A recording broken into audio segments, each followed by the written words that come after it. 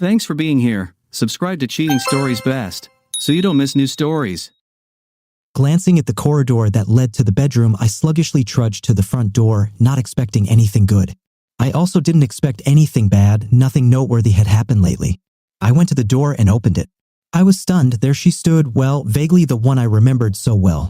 I'm afraid my mouth was wide open as she rushed past me into my apartment, the apartment that she left about 3 months ago, leaving me at the same time. I was still stunned as I watched her survey the slightly changed interior of my home with a critical and slightly annoyed expression on her face. I looked from her to the plates on the table, back to the corridor, and back to her. Well, that has to change, obviously. It's time for me to go back and take matters into my own hands. Again, by the way, close the door, please. What? That was all I could think of to say. Closing the door actually seemed like a good idea, come to think of it, with the overly nosy neighbors in mind. With my mind empty, I watched as she looked around, studying her former territory in detail. Oh my God, did you choose these pillows? What? Okay, my answers weren't too impressive, but what could she expect? This whole situation was not only surprising, it was strange. Did you do any cleaning at all while I was gone? I looked around. The apartment was not dirty, they just lived in it. The anal cleanser no longer lived there, so I no longer had to live in a cold, antiseptic house. My luggage is in the car, we can pick it up later. My brain was barely working, but it was clear that she was acting in her usual confident manner, which was inappropriate given the situation. Your hair, I began. Well, I finally said something. Yes, I know. They will grow back in no time. Her hair had always fascinated me to no end. I was a little shocked to see her with a stylish but very short haircut. Obviously, she was no longer my woman, but it still hurt to see her without one of her most attractive features. It just wasn't right, a crying shame, that's what it was. This will take at least 5 years, I still returned to full phrases. We have plenty of time, dear. What? And what did she just call me? Expensive? Yes, I know. You don't have to mention it. I was acting so strange for a while, but now I'm back. Everything will be fine. She smiled sweetly at me as if she wanted to calm a child down. Seriously, and that was her apology? Yeah, baby, to my horror, she came closer to me and looked like she wanted to kiss me. Who was this woman, and was she completely out of her mind? She must have read my expression correctly because she stopped and looked at me, a little surprised. I know. You always liked my hair, but I felt that I needed to change something in my life. Yes, I noticed it. What? Oh no, I was just talking about your hair. Other than that, I want my life to go back to where it was. This obviously applies to you too, in case you didn't notice. She had the nerve to wink at me. So Tom had no say in your new hairstyle? She winced slightly. Tom is forever in the past. Wow, the new love in her life didn't last long. So what? What? So Tom had no say in your new hairstyle? Why do you always talk about him? He was fired and blacklisted when Parker's contract went missing. He is destroyed. He is in the past. He was a mistake, and I left him. I nodded. I heard about some of his professional failures. Yes, just like you left me. I know, but now I'm back for good. It's going to be so good, I just know it, baby. My gaze moved back to her. So Tom had no say in your new hairstyle? She seemed a little indignant at my persistence, but probably realized that she could not avoid answering. Cruel or not, she wasn't the type to lie. Perhaps he was for it. So it was his idea, maybe. I don't remember. What does it matter now? He marked you, maybe for me, maybe not, but he definitely marked you, darling. It doesn't matter at all. Her voice was unusually soft, short hair, friendly voice, almost poetic, maybe even a little unsure. Now standing in front of me was some new version of my ex. She seemed to gather her courage and suddenly began fiddling with the strap of her dress. What is she doing? She stopped working on her wardrobe, apparently having come up with some idea, and took her phone out of her purse. She fiddled with it for a while, and then my speakers obeyed her will, turning on one of her playlists. Of course, she still had full access to everything after living here for many years, and I was too dumb to change any passwords. I was probably in a daze. I observed her strange behavior without commenting. With music playing in the background, she started dancing, well, if you can call what she did dancing. She was never really into dancing and avoided it whenever possible. It said a lot about her determination that she tried to do it here. To my utter amazement, I realized that her strange movements could only be interpreted as an attempt to perform some kind of striptease. Really, this woman has always been a little reserved, refusing to openly demonstrate her sexuality. She hated any display of sexual behavior, which she always called sexist. Add to this her complete inability to adequately move to any music. The fact that she was about to take her clothes off for me told me a lot about the desperation she obviously felt but didn't want to talk about, and which for some reason didn't result in any kind of apology. The striptease itself was mildly amusing. I have always appreciated her sharp wit, humor, and her personality. Her body was not meant to be the center of attention, and I never needed it. The problem was that her body was definitely unsuitable for striptease. She was a little broad and muscular, completely lacking in elegance. Her movements were jerky and clumsy. It was all awkward, and I had to try not to offend her by laughing. I mean, it would have been perfectly within my rights to hurt her after what she did to me, but that was not my behavior. It was a difficult situation for both of us, and I tried to make it a little easier by at least showing interest in what she was doing. Her actions had no effect on the distribution of blood in the lower part of my body. My interest was piqued when she showed off one of her small tits, smiling mischievously at me. I saw something shiny and walked towards her to get a better look. Holy cow, her nipple was pierced. How did this bastard manage to get her to do this? She always prided herself on being an independent, free woman with no nonsense. She would cut off my dick just for suggesting something as sexist as this. Luckily, my reproductive organ was never in any real danger since I didn't like piercings anyway. It often just looks cheap and somehow stains a woman's breasts, as in this case. Do you like it?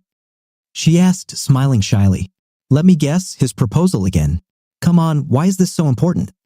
She tried to pout, but she was so unaccustomed to it that she failed completely. Her evasive answer told me that I had hit the nail on the head. I just wanted to know. She tried unsuccessfully to smile seductively and continued her strangely unnatural and almost pathetic way of getting rid of clothes. And as her unusually sexy panties came into view, something strange caught my attention. It looked like some kind of stain on the skin. I moved closer to her, examining the place with a strange detached interest. It looked like a letter peeking out of her underwear. Yes, it was in T. Strange. And then it dawned on me that was the end of the Tom tattoo. He made her tattoo his name on her pubic area. Incredible. This guy was out of my league to get what he wanted from her. Let me guess, he's the one who dumped you, right? Okay. I know I had completely ruined the last vestiges of any erotic mood that might have been present. I wasn't in that mood anyway, and somehow I doubted she was either. Her reaction was a complete surprise. What? It was nice not to be the only one who was confused. Think about it. He seduced you and took you away from me. He convinced you to coldly abandon me and insult me in his presence. He made you cut your hair because he knew I liked long hair. He marked you with a piercing. He marked you with a tattoo of his name on your pubic area. Then he dumps you and sends you back to me. Perhaps it was never about you. I think he just wanted to beat me. If I take you back, everything will remind me of what he did for a very long time, perhaps forever. Tom and I have hated each other since elementary school. The best outcome for him would be if I took you back and was constantly aware that he was able to take and mark my woman forever. Cute. To my surprise, she was close to tears. Surprisingly, I have rarely seen her so emotional. I don't think I've ever seen her cry. Endearments such as darling were also unheard of until today. Why didn't you even bother to remove that damn tattoo before you came back? Now she actually looked a little remorseful, which was also quite unusual. I thought about that. The problem is the color he selected. It and found it quite difficult to remove, and I'm afraid there will be scars. This is a really sensitive area. It would seriously interfere with any sexual pleasure if there were scars there. She was worried about her own sexual experience, wasn't she? Thinking about how the sight of this tattoo would affect my sexuality. You are pregnant? Shocked, she was completely shocked. Then the tears started. How do you know? I did not know that. I was just thinking about what else he could do to us. The ultimate defeat would be to force me to raise his child. So let me guess, after you confirmed that he knocked you up, he immediately left you? She simply nodded, continuing to sob. God, I wish I had turned down that damn promotion and let him get it. He wouldn't have to use you for revenge. You might not have cheated on me. Perhaps you wouldn't have left me for him. On the other hand, if he could take you away from me so easily, there wasn't that much love between us anyway, right? It was the harsh truth. We never had the kind of passionate, burning love that you read about, but we loved each other very much and we loved living together. We were like super best friends with benefits. Tom was an exceptionally handsome man, but I believed that if we truly loved each other, he would never be able to seduce her. I don't know, she managed to choke out between sobs, but I know that I would really like to go back to where we were. Really, please? Well, I think you could remove that piercing pretty easily, she nodded almost furiously, and I think your hair will grow back eventually, nods again, the tattoo can probably be removed with a laser. She even began to smile, continuing to nod. The child is a problem. It should be your decision. I will solve this issue. Her mood completely changed, now she was almost euphoric. I won't interfere in this. So I think all traces of it on your body can be removed. Yes, they will be deleted. The problem is the traces in my mind. What you left me in cold blood for him, you allowed him to do to you what you always refused to do to me. I always wanted to have children, but you told me you weren't ready for them. You didn't hesitate at all. If I suggested you change your body like a porn star, I would painfully and instantly turn into a soprano. For him, you didn't hesitate, and I didn't even ask what you did for him in the bedroom. Oh, right, I think he did us a favor.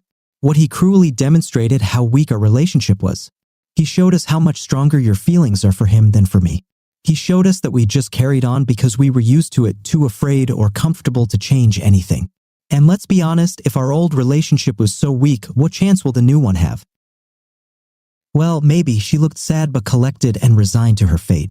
Meanwhile, she started getting dressed again, and I was glad to see it. It made the situation less awkward. Talking about something serious with an almost naked person somehow feels wrong. I'm sorry, well, that's what I said, the magic word that I have never heard from her since she left me. It was strange and telling that I was the one to say it even though I was the offended party. I suddenly realized that she was simply too weak to apologize, as if she was too weak to resist him and too weak to save us. It didn't matter, we were better off without each other. Thank you, once again, I said what she had to say, and I really meant it. With today's visit, she finally removed all the ballast from our old relationship that I carried with me. No, dear, I should thank you for listening to me, for giving me those wonderful years that we had. I am so sorry. Ironically, the very last word she said to me was the one I had been waiting for so long. With these words, she lightly pecked me on the cheek, which surprisingly did not touch me, and headed towards the door to leave my apartment and my life. It was nice, honey. What's that noise? Asked the sleepy Longman beauty who came out of the bedroom. Nothing, just someone I once knew, my love, I replied just after the door had closed. I didn't want my ex to see this before she left my life forever. My rule has always been not to kick someone who is down. Do you think we can visit my parents this weekend? I would really like you to meet them. Your parents? Yes, of course. I will be happy to meet them. This thought actually made me very happy. I placed my coffee cup on Parker's folded and heavily stained contract and followed the enchanting rustle of that long mane into the bedroom to start the morning off properly. Thank you for listening to this story. Now here is another exciting story for you to read. Mr. Watkins, Chaz, I don't believe this is really what you want to do. I raised my eyebrows, and why, Doc? Well, I know it's natural to want revenge, but I also know it's a dangerous reaction that I guarantee will backfire on you. I slowly turned my head to the right to look at Amy, who had her head down and seemed to be trying her best to appear insignificant to the current discussion. After looking at her for a few moments, I looked back at Dr. KS and noticed her annoying attempt at a friendly smile. I also noticed the lack of rings on her left hand. She was an attractive woman, closer to my age, but over the past few weeks, she had been testing my patience. Well, Doc, I yawned. I'm sure I don't know what you mean when you say this will work against me. I just can't imagine this as a possible outcome. Well, let's see. What Amy did was selfish and wrong. Revenge is also selfish and wrong, but it is also a purely malicious attack. Amy didn't attack you. Revenge would let Amy know that you are only interested in hurting her in return, which means you have no love or care for her or the marriage. I think the fact that you're here means you care. And sorry, Doc, you probably forgot. I filed for divorce, remember?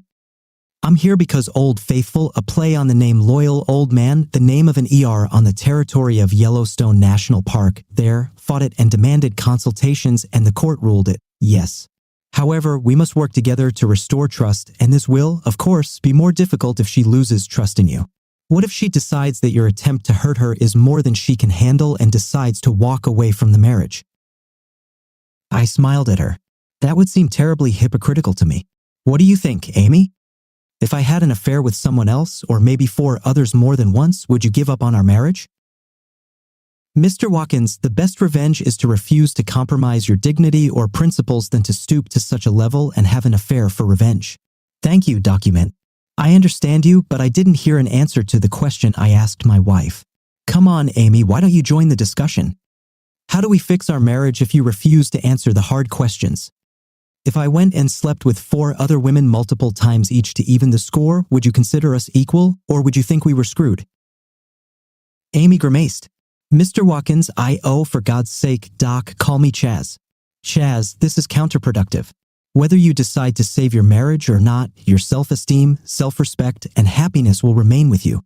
No one should be able to take that away from you. Don't descend into negative behavior that puts you on the same level as Amy's infidelity.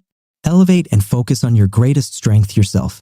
Making yourself stronger, happier, and more confident is possibly the best revenge you could ever get and the only chance we'll be able to identify the problems in your marriage that caused Amy to cheat on you in the first place. Treason, I said quietly. Sorry? Asked Dr. KS. Treason. Do you mean she cheated on me several times with several men?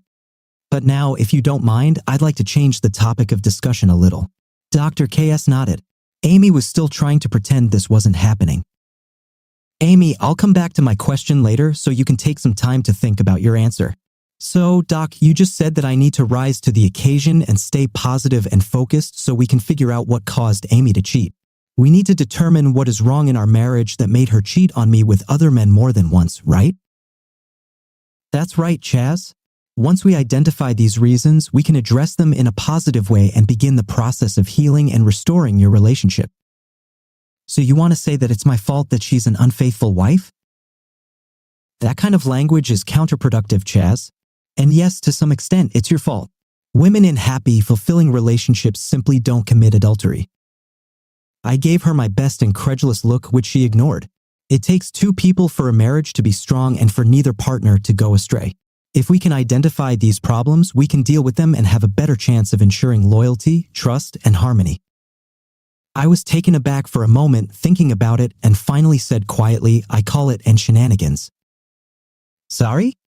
Asked the embarrassed doctor. Shenanigans, Doc. An insidious trick used specifically for a hidden purpose. I know what that word means, Chaz. I just don't understand why you think there's any shenanigans going on here. Yeah, first of all, my unfaithful wife, who claims to want to fix our marriage, a marriage she broke up, refuses to participate in this discussion. There are 2 people who are working on this marriage, but she is not one of them. And secondly, you think it's appropriate to hold me responsible for her dissolute behavior. Mr. Watkins, shut up, document. This is my money and I will have my say.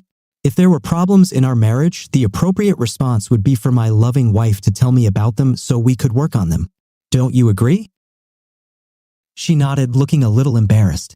So, if she decided to take a proactive, healthy approach and discuss with me her problems and desire to resolve these issues in our marriage, and I ignored her or refused to acknowledge the problems, then I would be guilty and responsible for my contribution to the continuation of the problems in our marriage, of course. But if that was the case, then her reaction was to either accept it or not and decide whether she wanted to leave the relationship or continue to try to make it work. She didn't, as far as I know. She was not unhappy. I'm no saint, but she never spoke to me about dissatisfaction with any aspect of our marriage that would justify her torpedoing the marriage. No, Doc, if she was unhappy or dissatisfied with our marriage, then her actions completely relieved me of that responsibility. She herself is to blame, and your attempts to shift the blame onto me are shenanigans, and I will not accept them. Chaz, if you can't accept your share of responsibility, I guarantee your marriage won't survive this. I slowly stretched in my chair, then stood up and headed towards the door. I think we're done, Dr. KS. If you would like to continue helping us, please leave me a message before your next session. Our life together up to this point was unremarkable and ordinary. Amy and I have been married for 20 years. We met in college during our freshman year but didn't start dating right away because at the time we met, we were both in serious relationships with others. However, during our freshman year, we ran into each other at a party and discovered that neither of us was in a serious relationship, and we quickly began dating. After a few months of dating, I wanted to become exclusive, but Amy refused. I looked at her, thanked her for the past few months, and wished her a happy life. She was confused. Chaz, wait, what's happening? Are you saying that if I refuse an exclusive relationship, then it's all over between us? Yes, Amy, that's right. I'm looking for a long-term partner, not a sex buddy that I have to share. If it's not you, then I want to be free and look for others to find what I'm looking for. But you can date others, Chaz. I don't understand why we should stop dating just so you can date others. We have fun together and have great sex. I'm dating a few guys and I still want to spend time with you. You are free to do the same, and if you find someone special that you want to have a serious relationship with, I will not stand in your way. I thought I already found her, Amy. I'm sorry I wasted your time and mine. Goodbye. I didn't date Amy again after that and spent the rest of my junior year dating others. Sometimes we bumped into each other at parties, but I never talked to her, much less called her. By my senior year, I was dating a beautiful Asian girl and was seriously considering marriage when she told me that she had been accepted into graduate school abroad and would be leaving within a week of graduation. She was so happy that I couldn't bring myself to tell her how I felt, so I swallowed my wounded pride and helped her celebrate. Gradually, I started to move away from her, but she didn't seem to notice, or to be completely honest with myself, she didn't care, and a week after graduation, she left. I still occasionally receive letters from her, but that's where the affair ended. After graduating from university, I got a job at a large software development firm and started my career. I was making great money, and after 2 years, I was offered to join the sales team. I started working in the development department, but they quickly discovered that I was one of the few developers they could trust to work with clients. And I quickly became the implementation project manager and pre-sales assistant for our account managers, whose technical and at the same time personal assistance was required. Ultimately, the VP of sales decided that I would probably succeed in sales, and she was right. In my first year in sales, I met 121% of my quota, which allowed me to generate serious tax income. I was happy at my job, owned a nice upscale apartment, drove a new car, and generally lived the life of a single man with no commitments. I dated, had sex, and was unhappy. I wanted a relationship, someone to share my success and life with. After 2 successful years in sales, I met Amy again by chance. She worked as a junior purchasing agent for the company I was presenting to and was included on the team evaluating our solution and proposal. Long story short, we started dating, and it seemed like Amy was ready for commitment this time and wanted an exclusive relationship. She seemed to have changed, and the chemistry was still there, so I agreed, and 18 months later, we got married.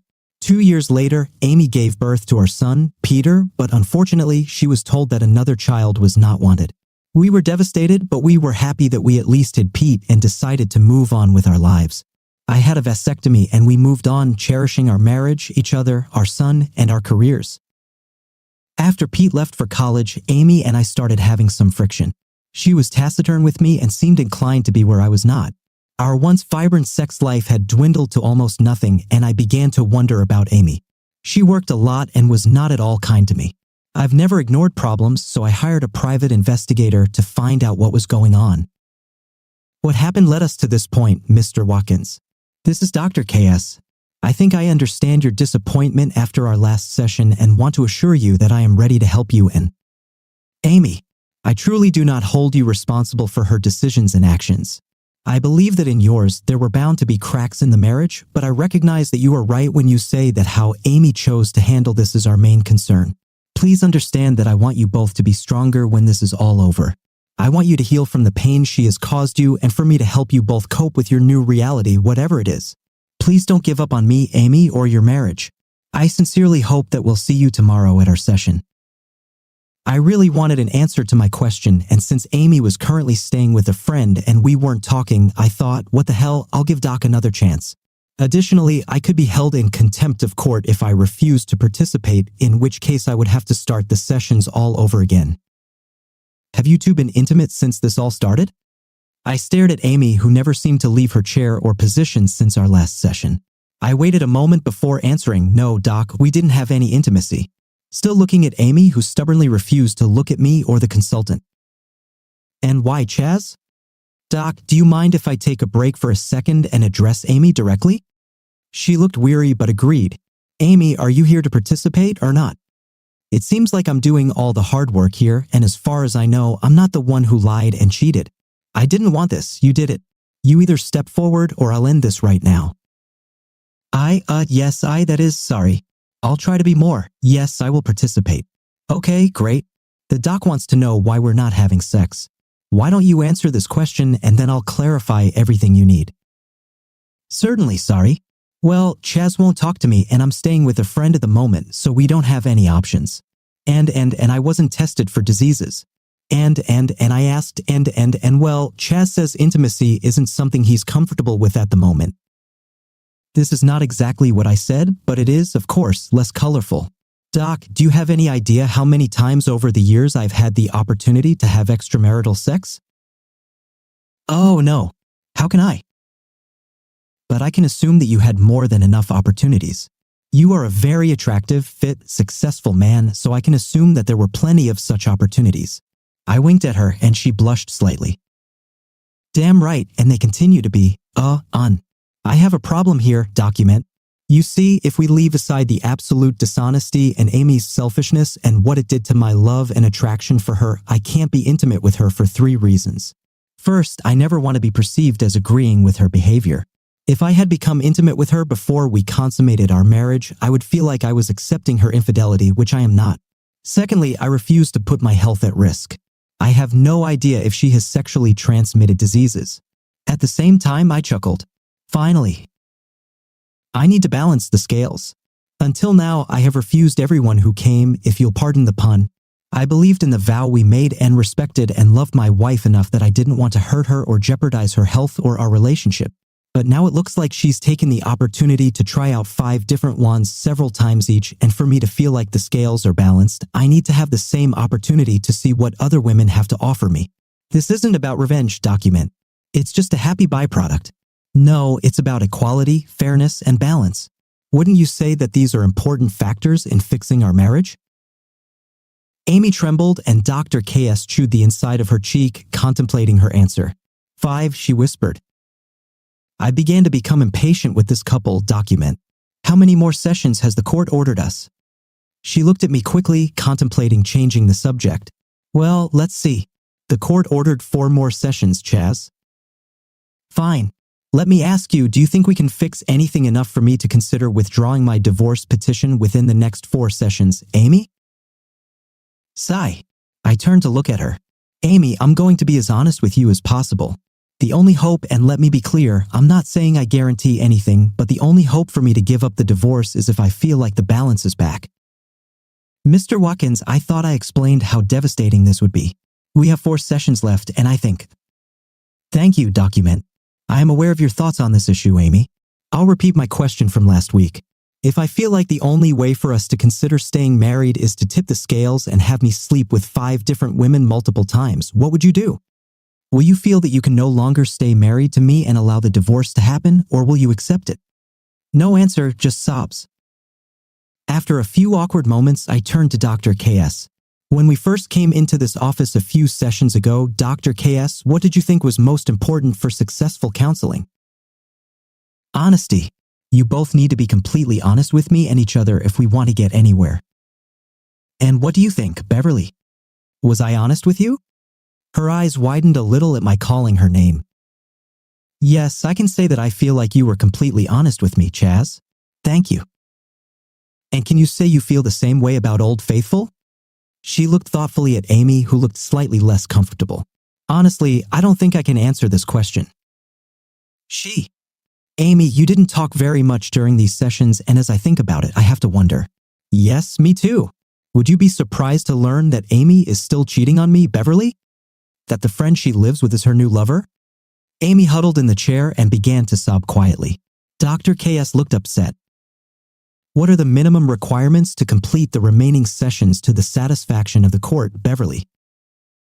Dear viewers, thank you for staying with us and supporting our channel. See you again.